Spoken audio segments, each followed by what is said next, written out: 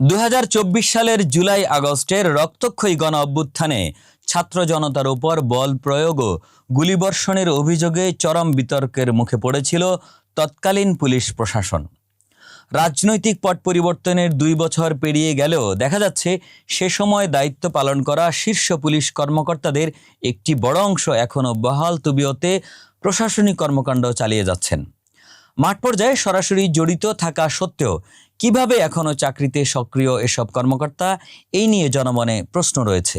বিস্তারিত দেখুন ফারজানা হাসিনের প্রতিবেদনে। জুলাই বিপ্লবে ছাত্র জনতার ওপর নির্বিচারে গুলি ও সহিংসতার পর পুলিশের ভূমিকা নিয়ে সৃষ্টি হয় তীব্র ক্ষোভ। কিন্তু আন্দোলনের 2 বছর পরও মাঠ পর্যায়ে দায়িত্বে থাকা জেলা পুলিশ সুপার, অতিরিক্ত ডিআইজি এবং কমিশনারদের 1/3 বেশি কর্মকর্তা এখনও সক্রিয়ভাবে চাকরিতে রয়েছেন। সংশ্লিষ্ট সূত্রের তথ্য মতে, আন্দোলনের সময় জেলা, রেঞ্জ ও মহানগর মিলিয়ে দায়িত্বে ছিলেন 116 জন শীর্ষ কর্মকর্তা। তাদের মধ্যে বর্তমানে 41 জন বিভিন্ন দপ্তরে কর্মরত, যা মোট সংখ্যার প্রায় 35%। এছাড়া 57 জন কর্মকর্তাকে বরখাস্ত না করে সদর দপ্তর, সিআইডি, পিবিআই, এপিবিএন, নৌ ও ট্যুরিস্ট পুলিশ সহ নানা ইউনিটে সংযুক্ত রাখা হয়েছে। অনেকের বিরুদ্ধে প্রশাসনিক পদক্ষেপ নেওয়ার কথা বলা হলেও বাস্তবে তারা প্রশাসনিক দায়িত্ব পালন করে যাচ্ছেন।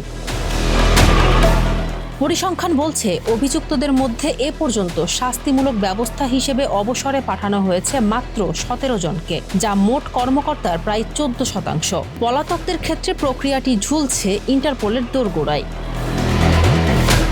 উপজেলা ও জেলা পর্যায়ে ছাত্র জনতার মুখোমুখি দাঁড়িয়ে কাজ করা 77 জন জেলা পুলিশ সুপার বা এসপির মধ্যে 35 জনই এখনও বহাল রয়েছেন বিভিন্ন দপ্তরে। ফরিদপুর, রাজবাড়ী, শরীয়তপুর, কক্সবাজার সহ বিভিন্ন জেলার তৎকালীন এসপিদের পরে পদায়ন করা হয়েছে সিআইডি, পিবিআই বা ট্রেনিং সেন্টারে।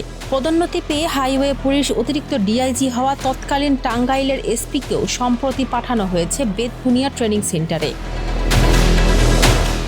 রেঞ্জ লেভেলের 6 জন অতিরিক্ত ডিআইজিও রয়ে গেছেন গুরুত্বপূর্ণ পদে। তাদের কয়েকজনকে পদায়ন করা হয়েছে ডিএমপির যুগ্ম কমিশনারের মতো সংবেদনশীল চেয়ারে।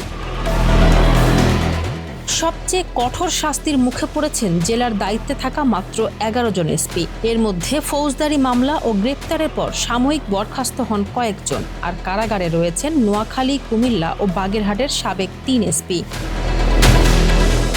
গণঅভ্যুত্থানের পর পুলিশের আমূল সংস্কার ও জবাবদিহির যে দাবি উঠেছিল, 2 বছর পর এসে এমন পরিসংখ্যান সেই প্রক্রিয়া নিয়েই তুলছে নানা প্রশ্ন। বিপ্লবের 2 বছর পরও যদি অভিযুক্ত কর্মকর্তাদের বড় অংশ চাকরিতে বহাল থাকেন, তবে পুলিশের সংস্কার ও ক্ষতিগ্রস্ত পরিবারগুলোর জন্য ন্যায় বিচার নিশ্চিত করা কতটুকু সম্ভব, এমন প্রশ্নই এখন জনমনে।